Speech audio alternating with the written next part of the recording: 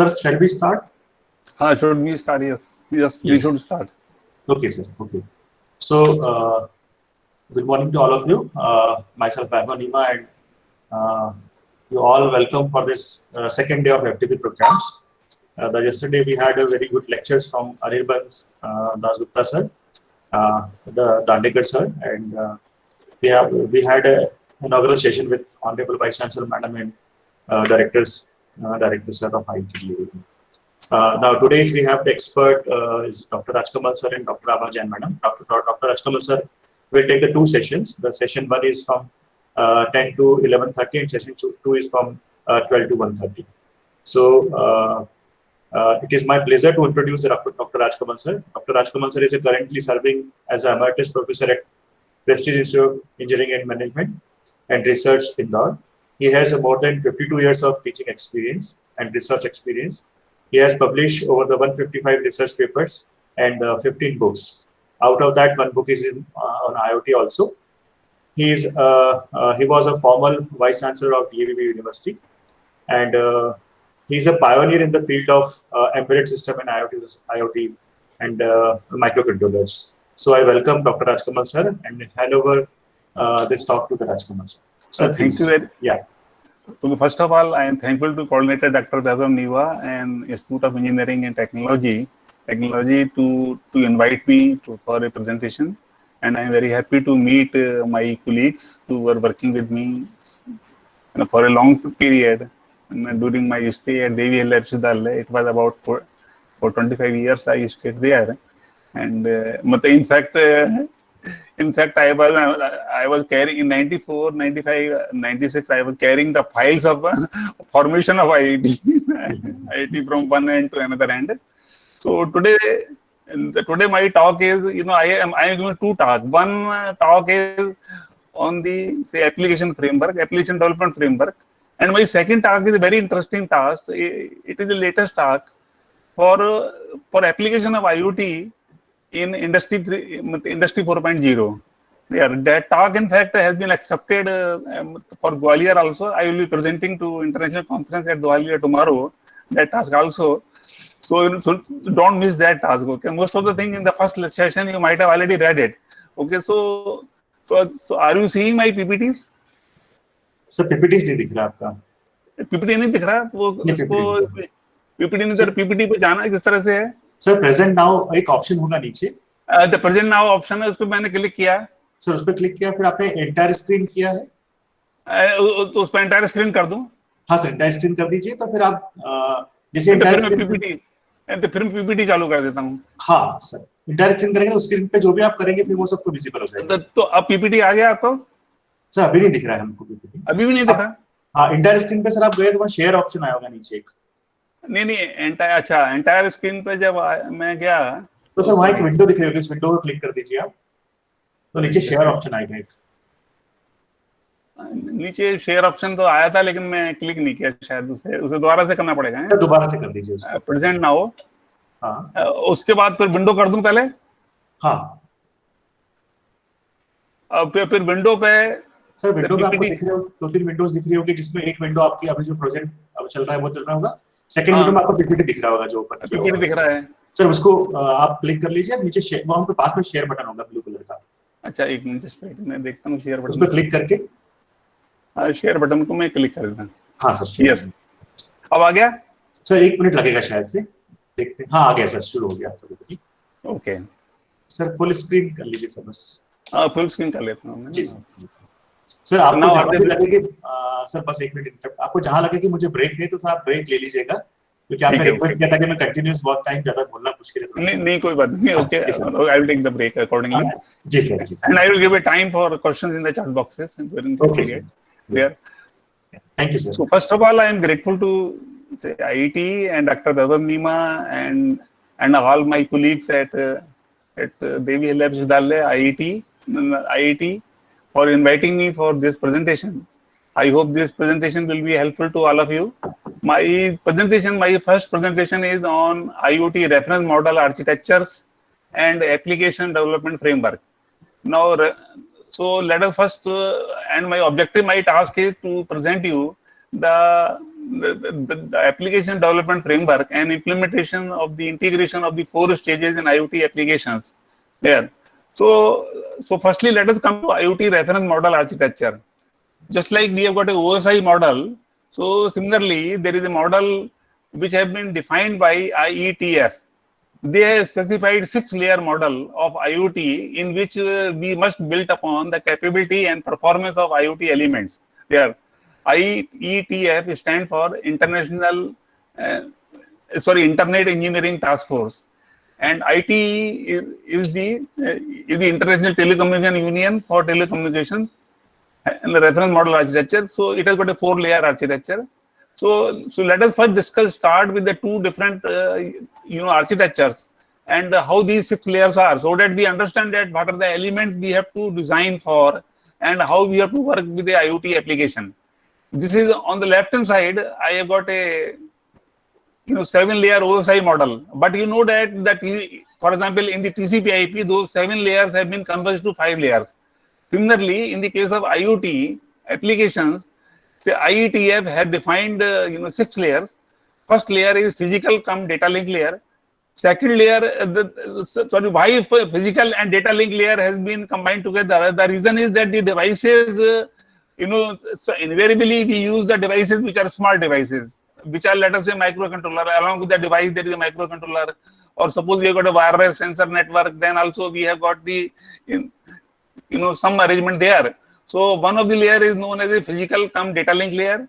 Next layer is the data adaptation. Data adaptation means the whole data. Yesterday also you were told that the whole data need not be sent. We have to give only limited amount of data. For example, we are measuring temperature. So we might have to send only average temperature of the day. We might have to send only maximum temperature or new temperature in a day. We don't have to send the whole data. That is known as the data adaptation. Data adaptation means to put the data in a form that is actually required by the application in place of the what is being actually gathered from a device. Then the third layer is the network layer. Then next one is the transport layer. Now in the IATF model, we have a application support layer and a application layer. Both layers are separate. One application support layer means, for example, suppose we have got a database system, DBMS system.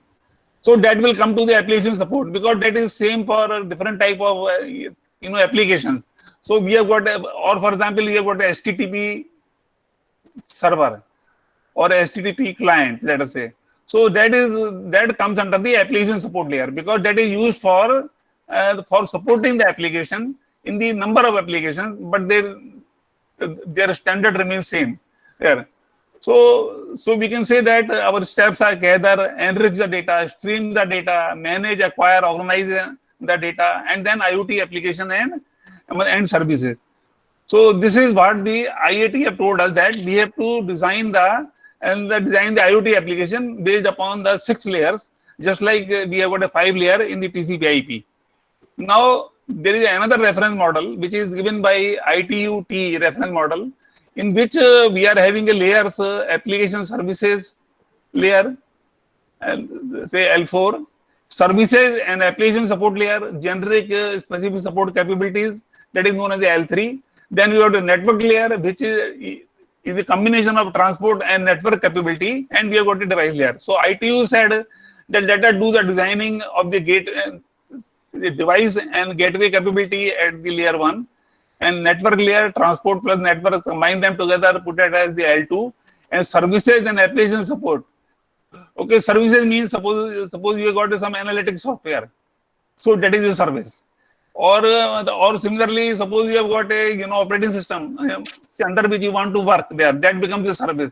So application support layer will have a generic application and specific support services, and then we have got a application layer. We have the specific application related to the IoT application which we want to design it. Based upon 6 layer, now the number of concepts are there, and the different people are given different concepts.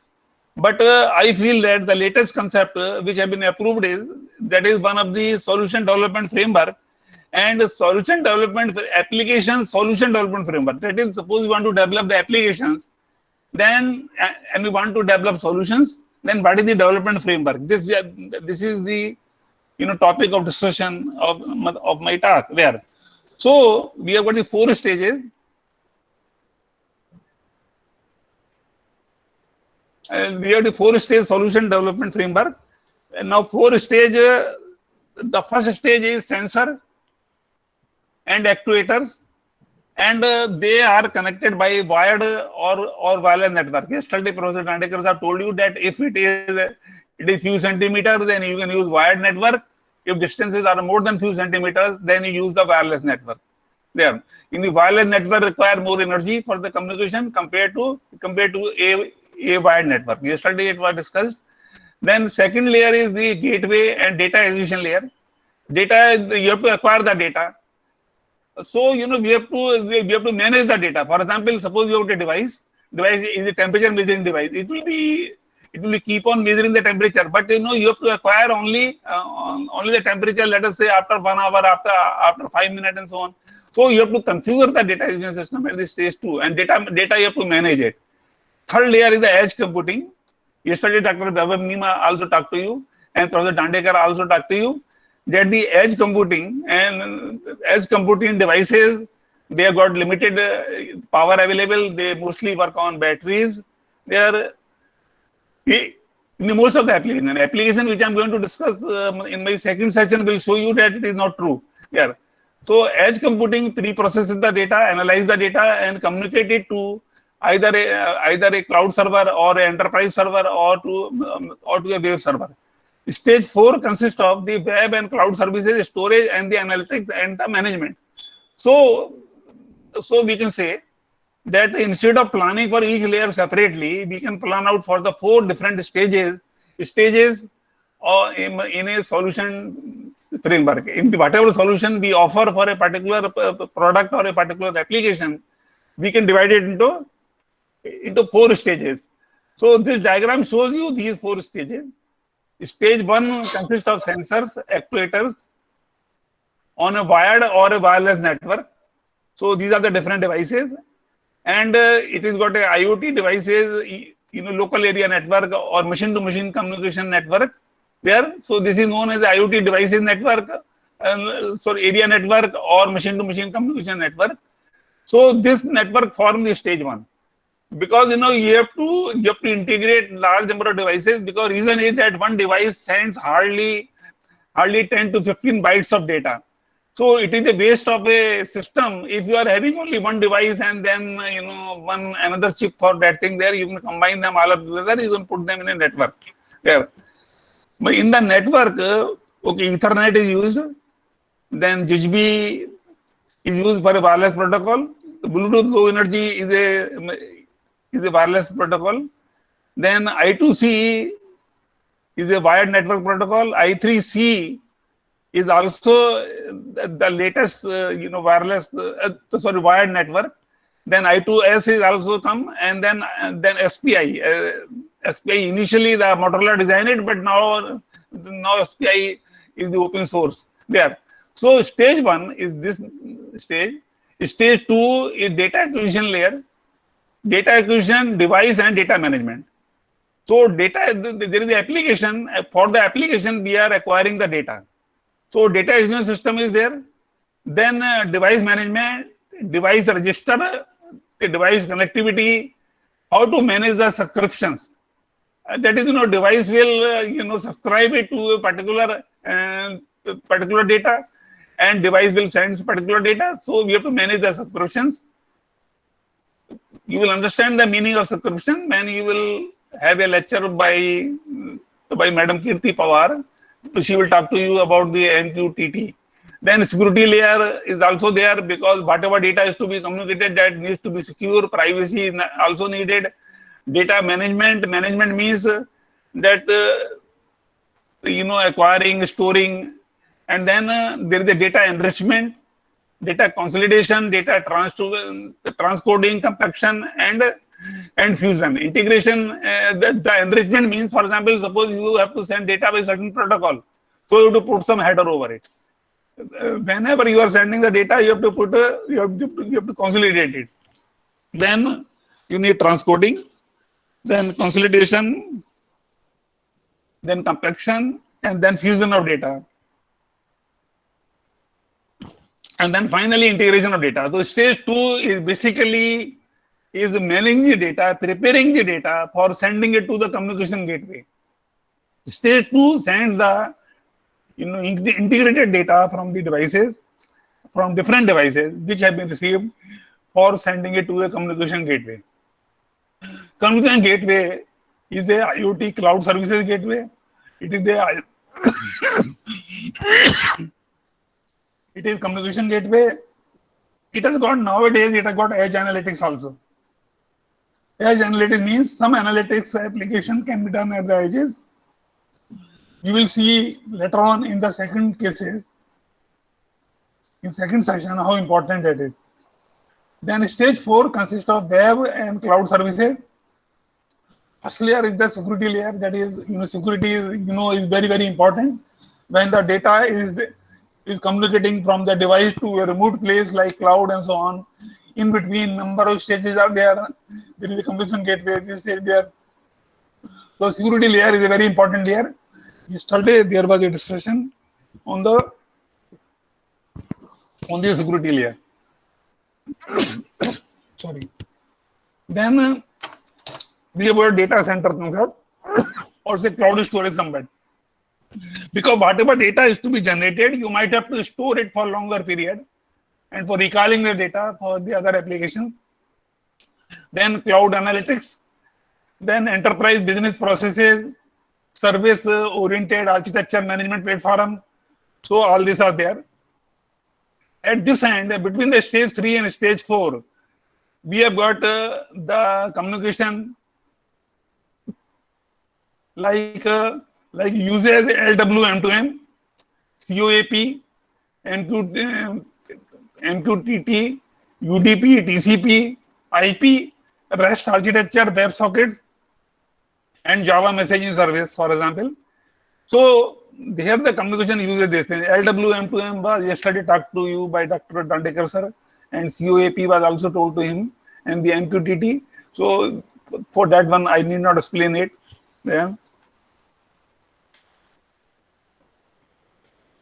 Now, let us come to devices and devices area network. So devices or M2M area network, as I told you, that the wired protocol, these are the wireless wired protocols, I2C, I3C, and these protocols. Then wireless protocols up to 150 meter, you can use NFC, RFID, ZigBee, Bluetooth, low energy, and Bluetooth low energy range is 150 meter at the 10 milliwatt power output. Data transfer rate is 1 Mbps, and the setup time is 6 seconds. And you can use the low range RF transmitters. Now, suppose we are in an industrial plant, we are having the machine to machine communication, and we have got a number of embedded devices, a number of objects, sensors, and so on. So they have a mesh networking, and this mesh networking connect to some coordinating node, and coordinated node will connect to the embedded AI edge, at the edge. Because nowadays artificial intelligence is also playing a role at the edges. How it is that we will see in the second section. In our second section, we will see it there. So this diagram shows you that in an industrial plant, there can be number of objects there. They are sending tens of bytes of data, each one. But total amount of data can become very big when the data is communicating. These are the different protocols which are being used there. So M2M communication also plays very important role as far as the industry 4.0 is concerned and the application to manufacturing are concerned. Now I want to emphasize on the RF modules now. In the industrial environment, your Bluetooth, ZigBee, they are small babies. They may not work there because you may have a range up to 1 kilometer in the industrial environment. Or for example, you are applying IoT to agriculture field, let us say, or to precision farming, say, for example. So you will need a RF device up to, let us say, 1 kilometer. Or you will have LoRaWAN device, radio frequency device, which can work for more than 1 kilometer also. These are the low power devices, and they communicate small amounts of data over long distances. The purpose of these protocols are that data is very small. The header is also very small along with that data. Their maximum is hardly 100 bytes per device. and in a day it might be once only or twice only or 20 times only, so on, but data need to be communicated over long distances. And say these devices, so RF module devices become important there. So one of the protocol is the 6-FOX protocol. Another protocol is the LoRa WAN radio frequency device. Let me say give an example. In the Jamshedpur is a city which is controlled by Tata company. So Tata, of course, government is trying to take over that city from the Tata. They have put the street lights. So in the street lights, all street lights are IoT controlled, and they are using LoRaWAN communication and the LoRaWAN devices. LoRaWAN is open source protocol, and 6-FOX is the proprietary protocol. Okay, so the 6-FOX is a recently developed concept there, where you use the ultra narrowband technology with a channel bandwidth of 200 kilohertz. Uplink and download load, say bandwidth are 100 and 500 dB. The ultra channel bandwidth is 200 kilohertz, and uplink and download load systems are this one operate below 1 gigahertz unlicensed band. That is around 900 megahertz as we are using the GSM. It is just like ZigBee. ZigBee also is working in the below 1 gigahertz band. Advantage of 1 gigahertz band and less is in lower power dissipation compared to Bluetooth, which needs larger power dissipation. Each device needs this type of data. So these 6-FOX devices are also becoming very, very common in the agriculture field and different plants.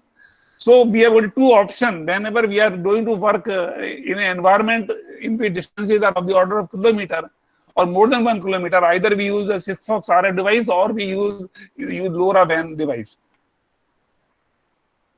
Okay, I leave it now. Now stage 2 is the data acquisition stage, and it is the devices and data management stage in application in solution development. In application solution development framework, this stage is data acquisition, devices, and data management stage. So when we come to this thing, now data acquisition is done if it is up to few centimeters, maximum, let us say 40 centimeter or so, say half a meter or so, or say 1 meter, let us say, then you use the wires, otherwise you use the wireless. And whenever you acquire a data, use the wireless access point. Access point is where your node will be, searching the point, availability of the wireless service, and will be able to assess it for the purpose of communication, for the purpose of either sending the data or for the purpose of either receiving the data. Now, data acquisition means acquiring the data from the devices, from the smart sensors, or from other data sources. Data communicates after interaction with the data engine system. Mean data will communicate after the data is properly acquired by the data engine system. The data, so there are 4 modes of data acquisition. One of the mode is known as the polling mode. Polling means they're finding out whether there is a data, whether data available, that is known as the polling mode. You poll it, so the data acquisition system will poll at the successive predefined intervals, and will find out whether it is needed or not. I give to the student the example of the polling like this one, that a grandmother is continuously looking to the window after every 5 minutes whether the child bus has come or not in the house. Yeah. So 4 modes of data acquisition are, one of the mode is polling mode. Second mode of data acquisition is the event based. Event based means some notification is generated. Some notification is generated, some event is generated, and due to that event, some actions have to be taken. Then that is also the acquiring of the data. I will give you an example of the event. For example, suppose in an assembly line, some part is supposed to arrive at a particular station or near particular assembling platform. When a part comes to the assembly platform, the part may be defective. So some event or notification will be generated from the system that this part is defective. and action is to be taken. Okay, to remove that part from the assembly line, if some defective part is there, or some part is arriving which is little tilted, or which is not properly placed on the placed in the line. So event-based system is there. For example, suppose you have set the air conditioner temperature. Suppose you got a maximum temperature. Suppose you have set that my AC should be on if temperature is more than 25 degrees. So occurrence of the temperature of the 25 degrees Celsius will generate an event. So event based, I think now you understand very much. Third type of acquisition is scheduled interval. You schedule it that after every 24 hour, after every hour, after every 15 minutes. So you do some scheduling. And third is, and fourth is the continuous monitoring. In a real-time system, we need continuous monitoring. Some systems need to be, some control system needs to work in real time. So continuous monitoring is to be done. For example, some fire system is there, some fire alarm is there.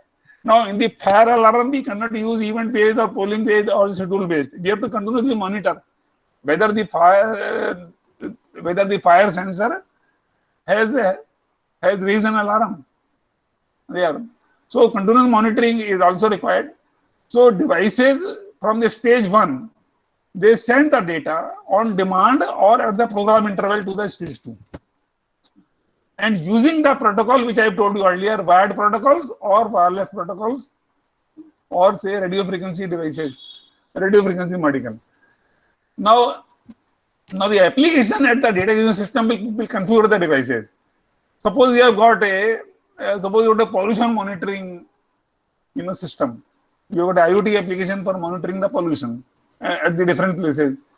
So devices need to be configured there, and they have a configuration capability. They have a configuration capability, that is whether they should send the data on the event, or how the data will be poured, or what will be the scheduling, that is known as the configuration. So you have to configure the devices according to the mode in which we want to acquire the data there.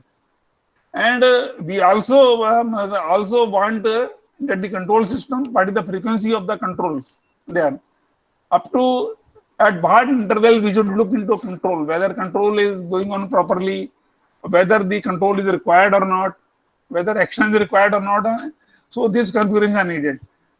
Configurers, we can also configure the data after filtering the data. So why data filtering is required? Data filtering is required because sometimes data may not be clean. There may be some voltage spike there. There can be some noise in the data. So if the noisy data goes along with the good data, so data filtering means you filter the required data, you filter noise-free data, you filter the clean data, and before sending it to the next stage. Or you have to do the proper enriching of the data. Means, for example, suppose you acquired the data at some in terms of the voltages, and you want to send the data in terms of temperature there, and you want to calibrate the data, and after a calibration table you want to send the data. So that is known as enriching the data. Enriching the data means that you are, for example, suppose you are computing the relative humidity. Relative humidity sensor is, let us say, capacitive sensor. The capacity changes according to the moisture level in the air. So therefore, it is a capacitive sensor. Capacitance value need to be changed to, say, relative humidity percentage. You enrich the data, and data for the gateway at the next stage at this 3. We have to configure the devices for integrating their data. Integration of data means, say, for example, whatever data has come, that data needs some integration, some joining together, some fusion there. Now, in the devices data integration step, following are the steps. Number 1, device management. Device management means defining that what is the ID of the device. Different devices which are to be, from which the data is to be acquired, they have to give some ID, they have to assign some ID. And they have to sometimes assign some ID according to certain protocol. Yesterday, Professor Dandekar talked to you about RFID, for example, and he said that EPC, electronic product code, is an example of defining the ID in the RFID. So device management means that assigning the ID to the devices, or and the reading the ID for the devices before along with the data. Whenever the data is received, we received also that. So how the devices are created, managed means you join them together, you subscribe for the data. So all this comes under that. Many devices have got a register, and we have to control it. We have to have a register. In some register, we put certain flag, then the device is connected. If we switch off that flag, the device is not connected. So many times, we want some device to be unnecessary, so we can control the registers, or their functioning of the devices can also be controlled, which protocol they are using it and so on. Manage subscription for the data giving system. Subscription is very important. What type of data devices will need from the controller, and what type of data devices will send to data giving system. That is one of the managing subscriptions. Subscription, so by the device for the required control data, and subscription by the data giving system for the type of the data which is required from the sensor. So this is known as managing subscription. That is also a concept. Then we have got a security layer and privacy layer. Because, for example, we might have to encrypt the data. We have to authenticate the devices, for example, authorize the devices. We have to maintain some privacy of the data communication. Because, for example, we have got an industrial environment.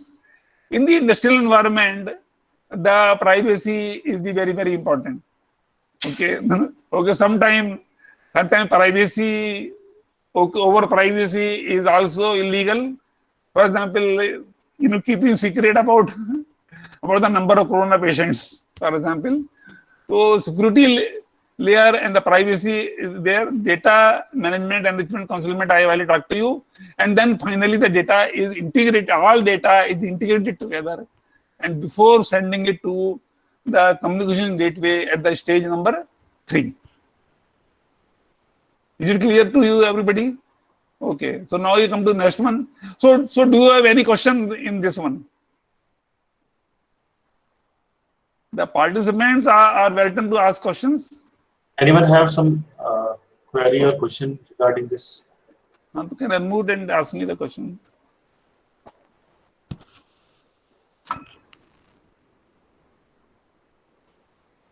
Sir, I have one question. Please. Sir, what kind of microcontroller is now available for edge device application? Yeah, we will discuss it in the next, but the edge devices, yesterday, Professor Dandekar talked to you about EPS 32, Yes. ESP 32, that is also another one. And then it can be Arduino device, it can be Raspberry Pi, and it can be Atmel microcontroller. But nowadays, most powerful is the ARM. ARM Cortex. So the reason for it is, the reason, let me tell you, that ARM has got a special architecture. We have got a combined instruction, number of instructions they are combined together. ARM architecture can work as a 8-bit as well as 32-bit as well as 16-bit. There you have got instructions of all the 3 types there. ARM has got a lowest power consumption, at the giving clock frequencies there. So that is used there. And so ARM is one of the processor there. In my next session, I will be taking this very interesting discussion because it's a very important question from industrial point of view, that there is what we should use it as the edge device there. But we will be discussing that point there very seriously there in the next, because in the next session I will say, as I told you, I will taking you the actual example of how it is used in the Industry 4.0 assembly line. Okay, sir. So data. So, but my suggestion is that if we want to go for simple applications like weather monitoring and so on, we can go for Arduino or ESP32. And because ESP32, Professor Dandekar told you, has already advantage that it has got a Wi-Fi connectivity directly. So you don't need any Wi-Fi shield. In the case of Arduino, you will need a Wi-Fi shield. Yeah, extra In case of, vibration. in the case of Raspberry Pi, you will need Raspberry Pi 4 because the Raspberry Pi 4 is having Wi-Fi as well as Bluetooth, Yes. Bluetooth on the board there. So the ESP, as far as you want to make a cheap device and so on. But when your computations at the edge are very, very heavy, Mhm. and I will also tell you why they will become heavy and why they are now becoming heavy. They are even processor neural network also now Yes, yes, exactly. at the edge. So we'll discuss it a little bit later on there. But your question is very interesting. That Yes, which sir. edge device we should use it. That is We very should use important it. decision to be taken. Yeah. Okay, sir. Thank you. Thank you. Now, third stage is the edge computing stage. And edge computing and communication gateway, because we do the computing at the edge. Why the edge computing has become popular now? The basic reason is earlier the microcontrollers were operating at the frequency of say 10 megahertz or so. There, the clock frequency was very small. Atmel processors were also having very small frequencies. Arduino is also having 10-20 gigahertz only there. So the problem with the edge computing was that we wanted that most of the computation let it be on the web server, or let these computation be on the cloud. But nowadays what has happened is that per unit instruction computation power which is required, but computer power is large and battery required power has become very small there.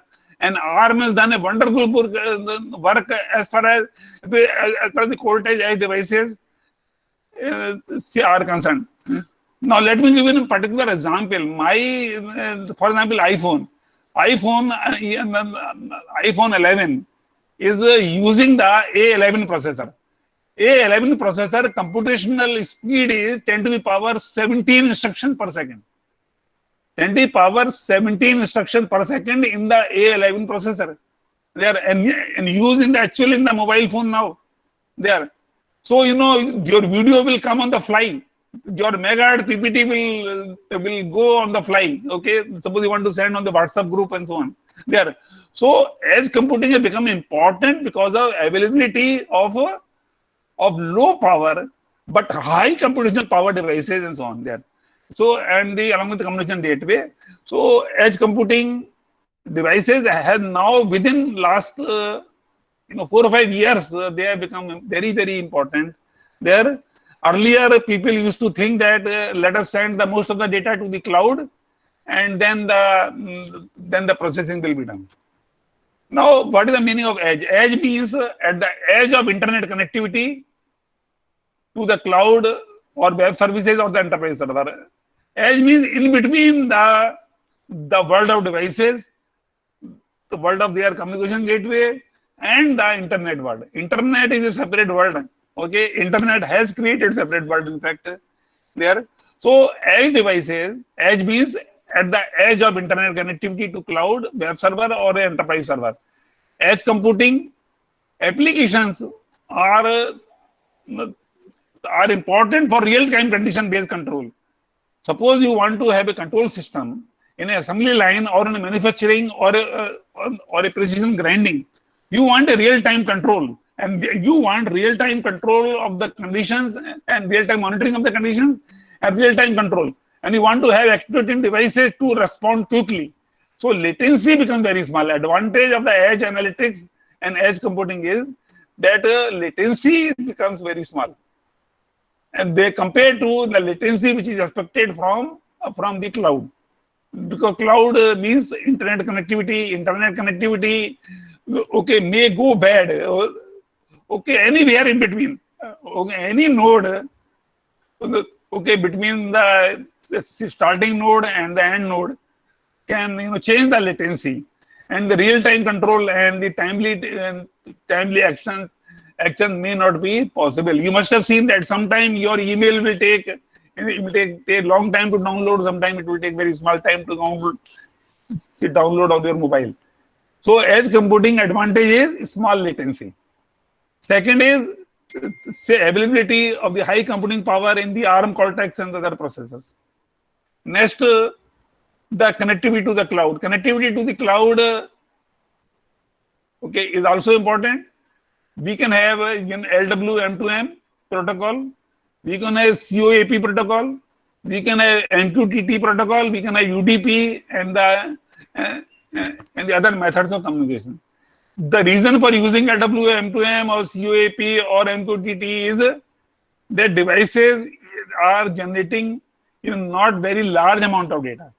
They are not having very large file of gigabytes and so on there. So devices are creating very small files there. So, and moreover, they are working in a constant environment. COAP means Constrained Environment Application Protocol. Environment is constrained. Environment is the wireless. Okay, there can be discontinuity in between there. So, in the case of these wireless devices, particularly environment becomes constrained environment, which is constrained by the surrounding. The surrounding wireless connectivity may be intermittent in between. There, so we use this one. So MQTT, will be discussed by Madam Kirti Pawar in the next talk on another day. The UDP means datagram. Datagram maximum size is 2 to the power 16 bytes there. So datagram, has got a smaller size compared to whole segment which is handled by TCP. So IoT communication gateway use these methods. REST API. REST API is the one of the APIs which are known as representative state transfer.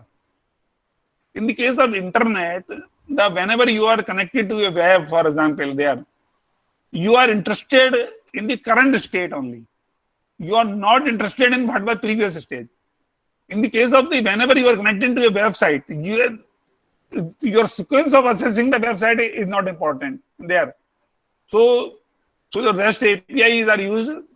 This is not the time to discuss, Then the web socket is another concept. The reason for the web socket is that HTTP communication is unidirectional at a time. You can have either client request or you can have a response there. And web socket works both way. TCP/IP is another protocol which is used for a communication gateway there. Now we will discuss about IoT cloud web services in the application development there. So IoT cloud / web services in the solution development is that because as you know that in internet, so the cloud has got a role to play and the web services have got a role to play in a solution framework. Now, one of the things is the security layer.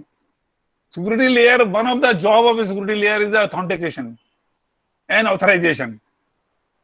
Any input data needs authorization because unless the data is authorized, the connectivity should not be given by a particular cloud or a particular web service there. So an authentication is required and authorization is required there. So these are the two actions need to be done. Encryption is to be done, decryption is to be done, whatever data is being received.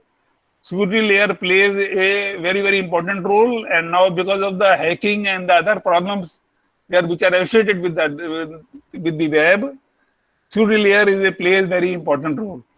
Another thing is we can have a connectivity to data center or a cloud storage or a web service, let us say, for the storing the data. So different type of storage might be required depending upon your requirement. Suppose you have got a street light control in a city, then you will need a bigger data center. But suppose you are having a pollution monitoring, then you will also need a data center. Somewhere where data from different places is coming, different remote locations it is coming, and where is the pollution has certain where control actions are to be required, or where some smoke is there, some chemical plant gas leakage is there, and so on there. So storage of data is one of the activity at the cloud or one of the other things. Then you need database or you need data warehouse storage. Suppose you are in the enterprise, then you will need a data warehouse. Otherwise, you will need a database system. Yeah. Web cloud analytics. Now, analytics is of three types: descriptive analytics, prescriptive analytics and the predictive analytics. So what these are, descriptive, prescriptive, and predictive. This I will be taking it a little bit later on in my next session to explain you in detail.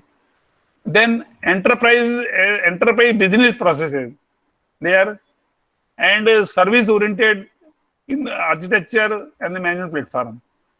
I want to tell you one very interesting story about this thing there. Actually, the Bill Gates had defined the transition on the databases as a business transition there. And logic which is being used in SQL query, raising SQL query and so on, it has been defined as a business logic there. Actually, business means the transitions there. So these transition processes which are there, they are known as the business processes. Don't confuse that the business process always mean that it is selling something or buying something. Business processes in the case of the Bill Gates language there, business transition are also database transition. They are also business transitions. They mean to carry some business. They want to find out some information from the database. They want to extract some. They are sending some SQL query and they want to get some data. Now, in this reference, but the story is that Bill Gates wrote a letter to Professor Linus. Professor Linus was in Finland, who developed, everybody knows that Linux operating system. So Bill Gates wrote a letter that Linux operating to Professor Linus, why you have made your operating system as the open source there. So the Professor Linus replied in a taunting way that for me it is I am not competent to understand the meaning of business there. I am not competent to understand the meaning of business, and I am not competent to understand anybody else's operating system than mine there. So he said, in both the account I am incompetent, so I am not able to answer your question that why it has been made as open source. So business, so that was just a joke there. Business processes and service oriented architecture, the management platform. So these are the different services are there. So no number of other services are there. For example, there is one service known as IFTTT. If this, then that. There. For example, nowadays one software is there, which service is there, which is known as the IFTTT service, where particular condition, if particular condition is set, then automatically the message will be sent by email. Automatically, message can be sent on WhatsApp. Automatically, the message can be sent up for the Twitter and so on using the IFTTT service there. Whenever a condition is changing there, whenever some condition is set, then the board starts operating, and these boards they send the data automatically and so on. The number of services can be there in the IoT applications. Here, my chapter 12 of my IoT book will talk to you about this thing there. Now, what is the advantage of cloud? Cloud advantage is that we can have the devices and machine databases which might have been acquired for a long time. And from the long time data, if it is analyzed there, it gives us a sense for future direction. For example, suppose a company is having sales data there. So that sales data, okay, over a longer period of time, and if you relate it to the investment decisions and the business conditions during the different intervals, then it will give you a lot of information, later on. So advantage is that devices data can be permanently assessed there. Okay, devices data can stay for a long time. You will have the databases for the devices and all the machines, whatever data was generated. Warehouses will have the data from different multiple sources, whatever the thing, and application and services there. IoT, cloud and the web services, only disadvantage is their latency is generally high. It may take few seconds to get the control signal at the devices end there. While in the case of edge computing devices, I told you that the latency is not there. Now I will come to a concept of software stack. Now, software stack means something, okay, combined together, something bundled together. There. What is the feature of a government office? There is a stack of files there. It will have the different section files, different professor files, different different complaint files, and so on. There are all those files there. Software stack is also a concept like this one. There, the number of software they are bundled together, and then you directly use them. In the Linux, we use a term known as the distribution. That is, in the Linux, whatever required functions, they are bundled together, and they will prepare a distribution. For example, Arduino has got a distribution which is the Linux distribution, and which is used in the Arduino IDE. So it is like a distribution that you have got a collection of software there for which you can develop the IoT solution or the framework. For different stages combined together, you can have some software on which you can directly apply to them. You have got a API. API is machine learning application programming interfaces. You give them the input and they will generate some output, some action, or they will initiate some another software at some another phase there. So software stack plays a very important role. In the case of a software stack, you need first three stages. You need the APIs. APIs to connect. For example, you need an API for LWM2M. You need an API for COAP. You need the API for MQTT and for connecting to the web there. You need the APIs for the SOAP APIs, REST APIs, RESTful HTTP or the web-sided functions there. So we need the different APIs in the software stack so that we can directly use that stack and we can take it out.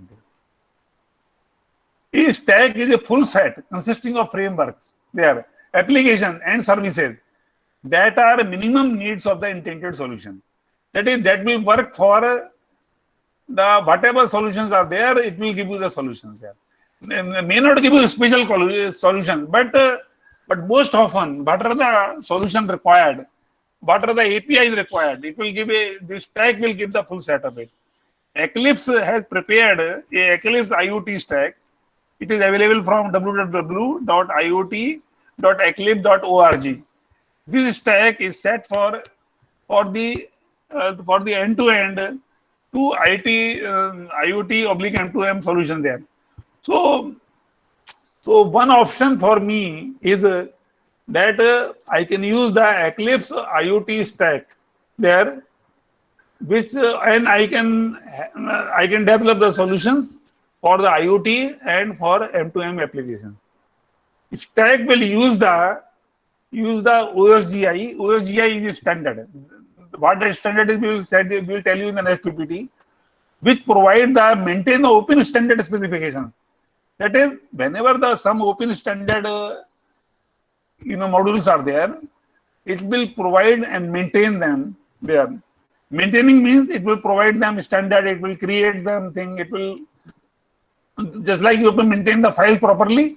Similarly, in the stack, for example, version control, you want to change the version. Suppose new version has come up, then you want automatic update and so on.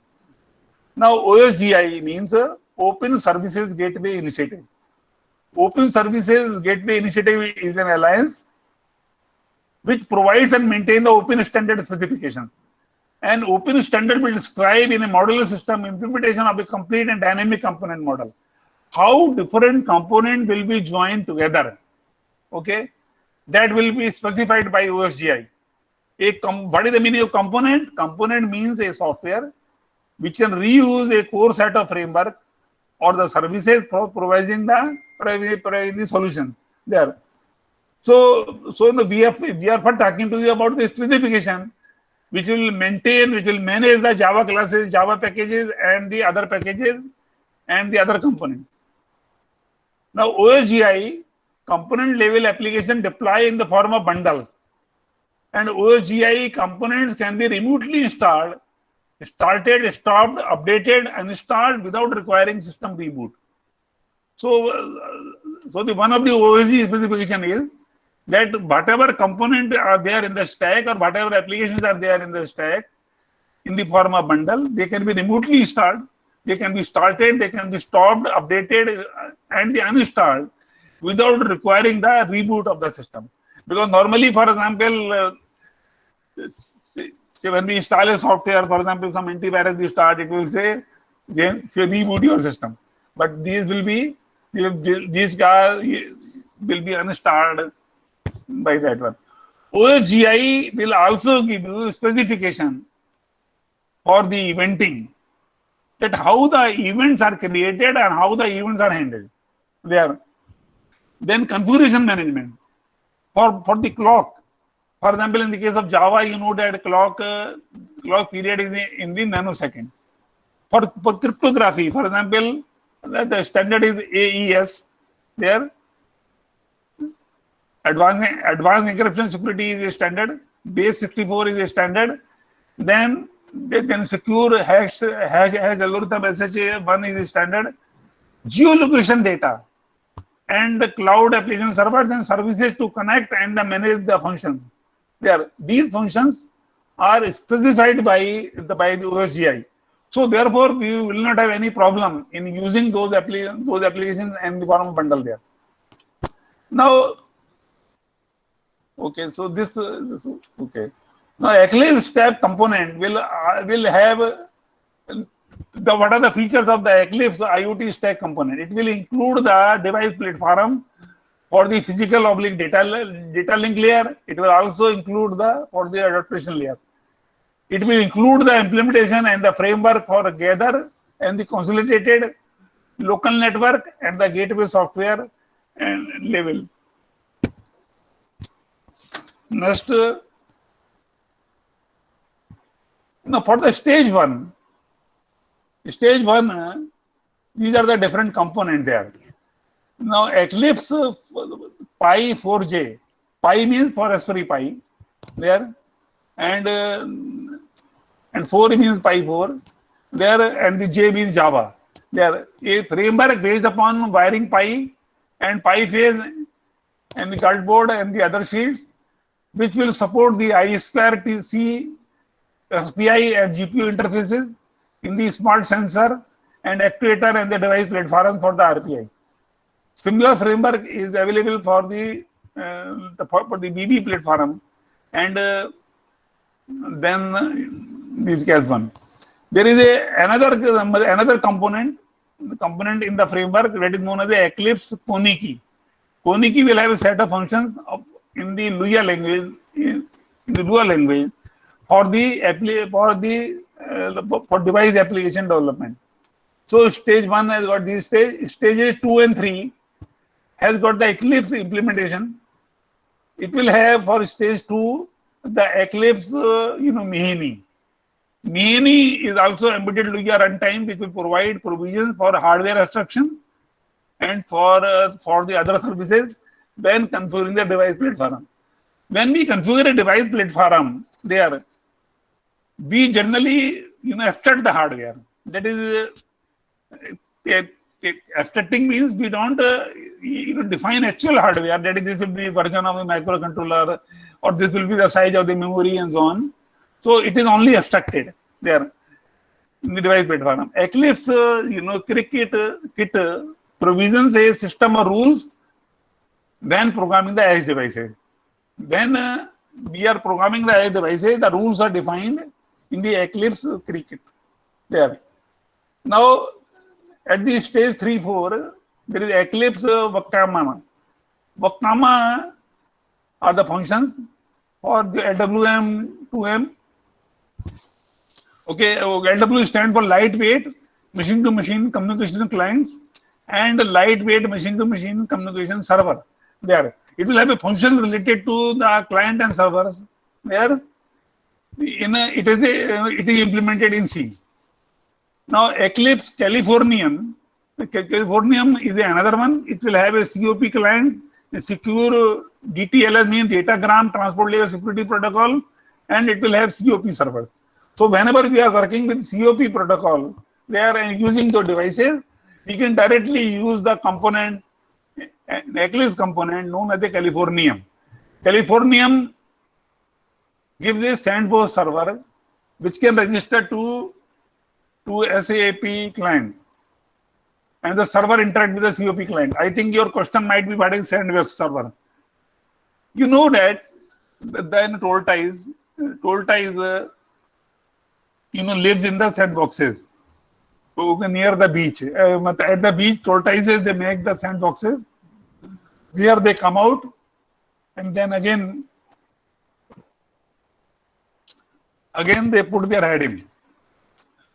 So what the tortoise does it will take the head out of the sandbox, and then it will look around and so on there, then again it will put it in there. So these are the servers in which whatever program is there, that program can be used there.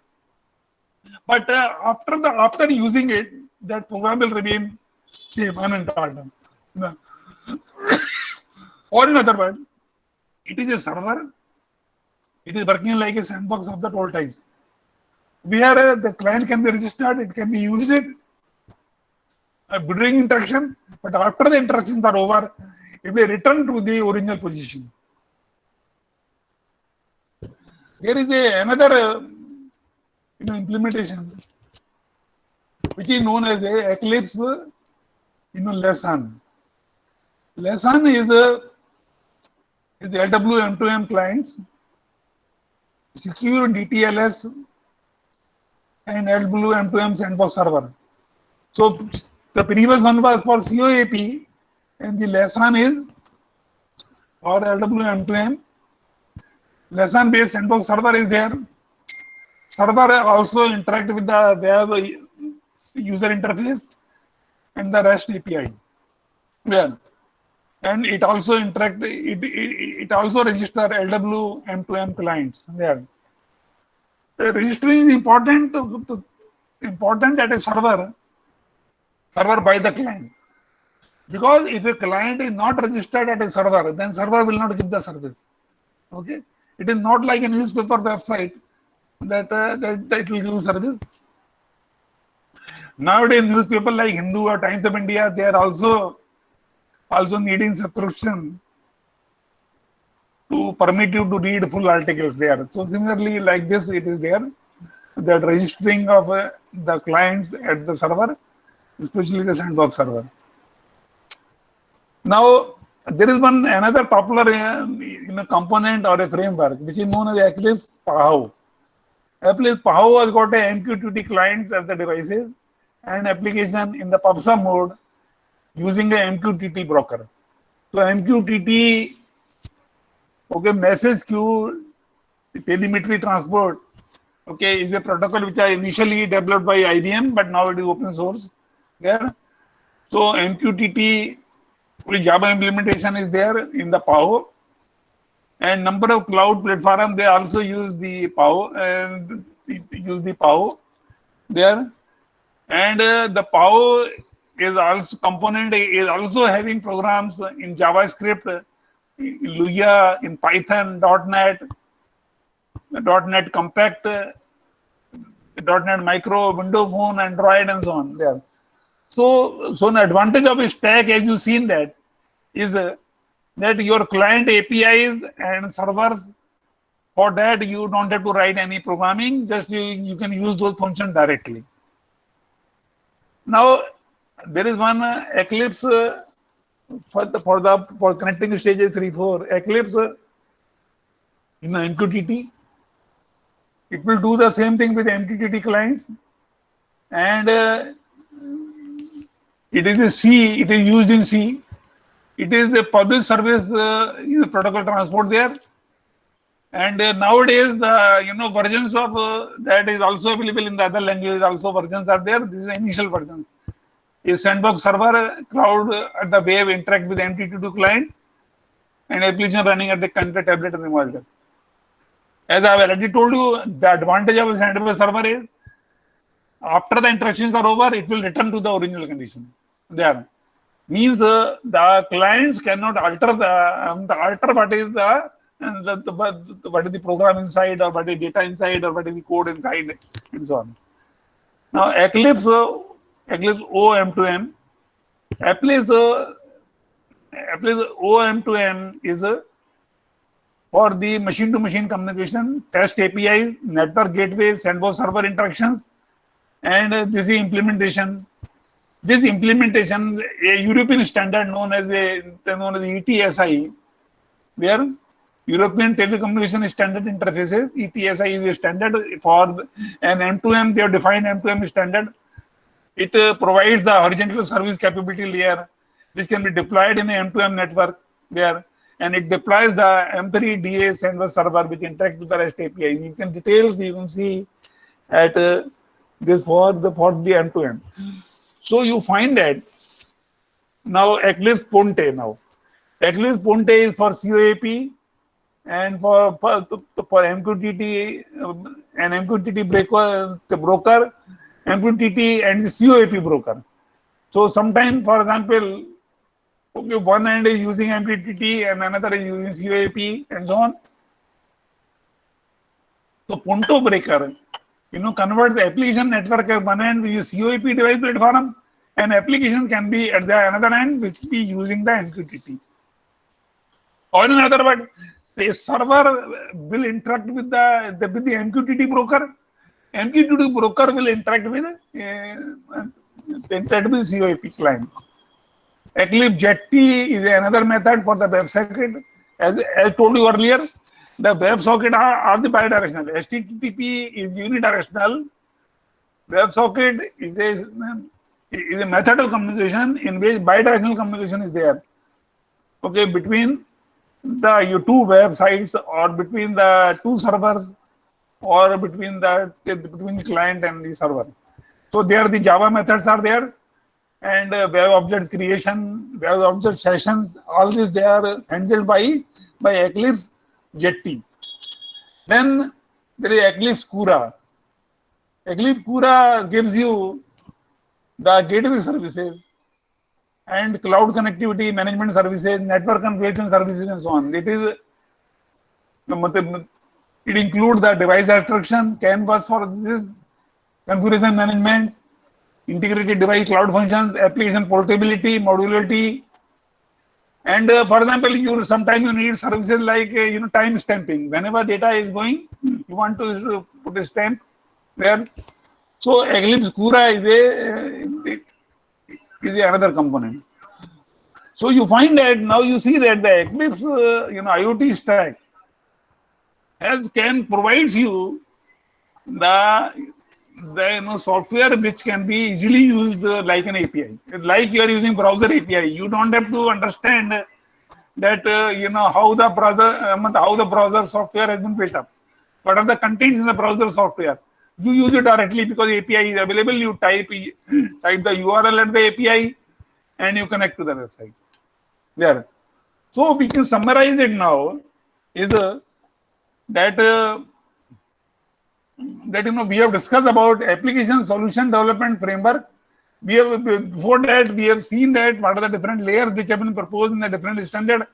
IETF 6-layer component and 4-layer concept by the ITU there. And application solution framework means that using that framework you can develop most of the applications. Most of the application, okay, if you have got the software associated with that, you will be using that.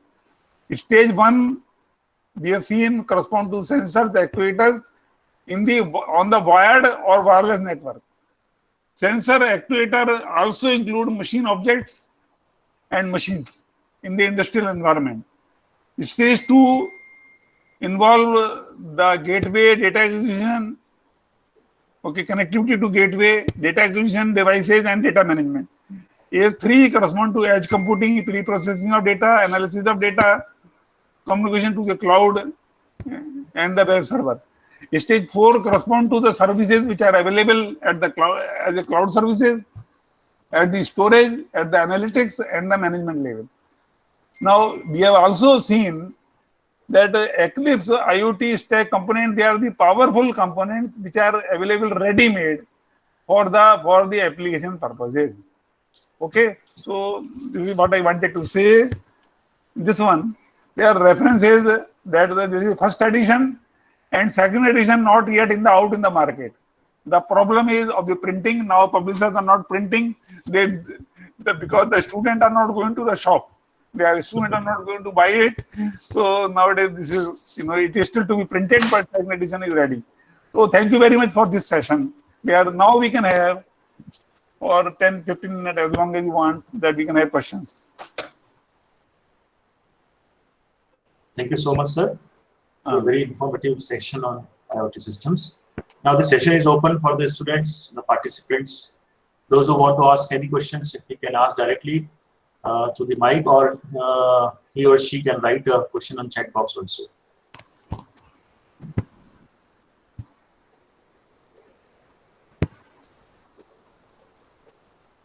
So in between, I have some, I required, there is a little bit confusion in two terminologies. So, so the terminologies that the Internet of Things is how different from this artificial intelligence? No. There is a demarcation line between these two technologies.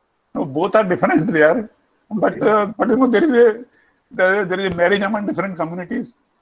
Okay, Madrasi can also marry Malwa boy. Similarly.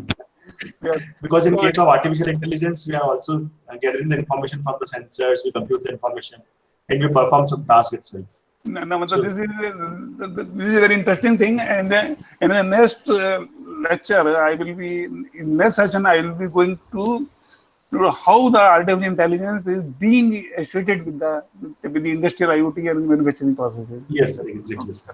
So that is very important point. But both are different. Both are different. Yes, sir. It is a IoT as AI or embedded AI. Indirectly, it is a marriage of Madrasi girl with a Punjabi boy. So we have the little bit confusion is that IoT with edge computing is the equivalent to the artificial intelligence. Is it so? No. IoT, actually IoT initially developed because we wanted to use the power of internet. Internet was having a large storage capacity. Internet was having a large number of services. Cloud services are also there. Cloud services, you also know that there are 4 types of cloud services. The data as a service, software as a service, the platform as a service, and infrastructure as a service. So therefore, we know that IoT will be requiring it. The concept of edge computing came when real-time control concept came, because difficulty in the case of dead man. Another thing is that the concept came because of the reason that devices have now become available. Earlier 8051 was considered to be something ultimate. Let us say it is a microcontroller. In around 2000 or so, people used to think only about the 8051. Even Atmel microcontrollers were not there. Even flash memory was not there in the microcontroller in around 2000. Their flash memory is also latest, was incorporated around 2000 in the Atmel microcontroller. The earlier, later on it was implemented in the Texas Instrument microcontrollers and so on there. And the ARM also came at that time only.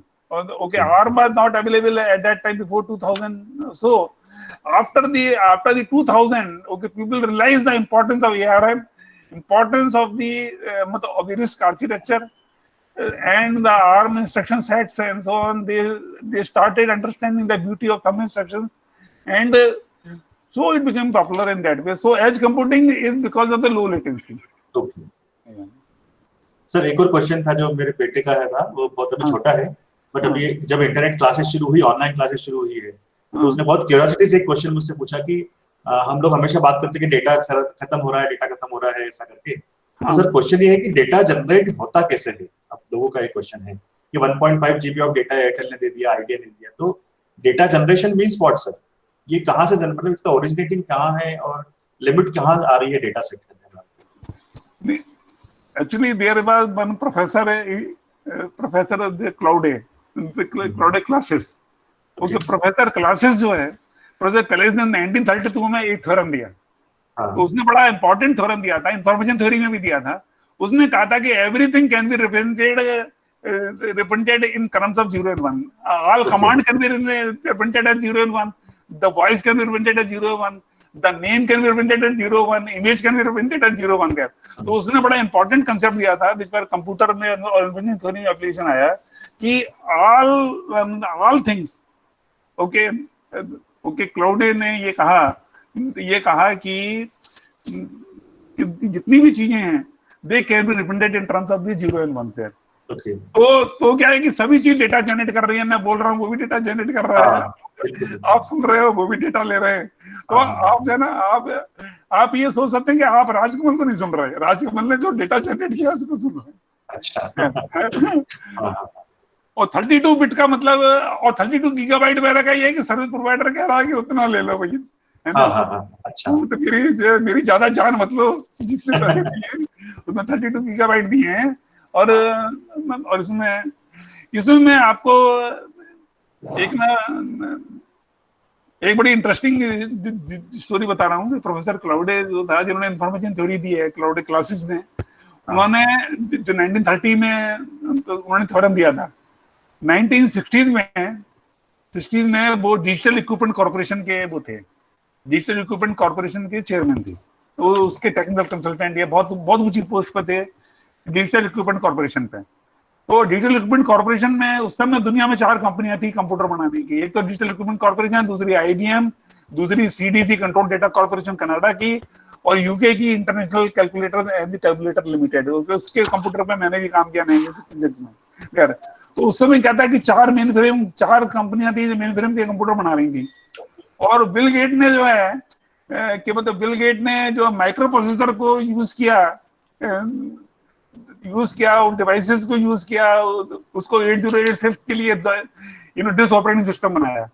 तो जब 8086 का IBM PC आ गया there, तो bill gate ने अपनी book में लिखा कि डिजिटल इक्विपमेंट कॉर्पोरेशन जो कंपनी थी ना, वो डैक कंपनी बंद हो गई देयर उस कंपनी में। तो उसने कहा मुझे बड़ा दुख हुआ है कि जिस प्रोफेसर ने कंप्यूटर के लिए इतनी इंपॉर्टेंट थ्योरम बनाई थी एंड उसकी कंपनी डूब गई, और मेरे जैसे अनपढ़ आदमी की जो कंपनी है वो चल रही। ठीक है, लाइक दिस वन। तो आपका क्वेश्चन बहुत अच्छा है।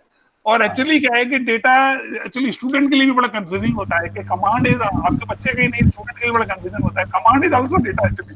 हाँ, माइक्रो कंट्रोलर है तो माइक्रो कंट्रोलर के लिए जो CPU है, वो CPU के लिए जो इंस्ट्रक्शन आ रही है वो भी डेटा है। और जो another question? Any other question from the participants? Good afternoon. Good afternoon. Sir आपकी आवाज बहुत कम आ रही है जगदीश सर। मेरी कम आ रही है? हाँ, जगदीश सर जो क्वेश्चन पूछ रहे हैं आपकी आवाज सबसे। सर जो इंटरनेट ऑफ थिंग्स है ये ब्रांच है, स्पेसिफिक है सर। ये इंटरनेट ऑफ थिंग्स ये मतलब 2-3 ब्रांच का मिक्स है, जैसे इलेक्ट्रॉनिक्स का, कंप्यूटर साइंस का, IT का, स्पेसिफिक। आपको क्वेश्चन जरा दोबारा से बता दीजिए, समझ नहीं आया मुझे। हाँ सर, आपका क्वेश्चन है तो आप टाइप कर दीजिए चैट बॉक्स में। सर एक क्वेश्चन आया कि does IoT stack support the machine learning algorithms?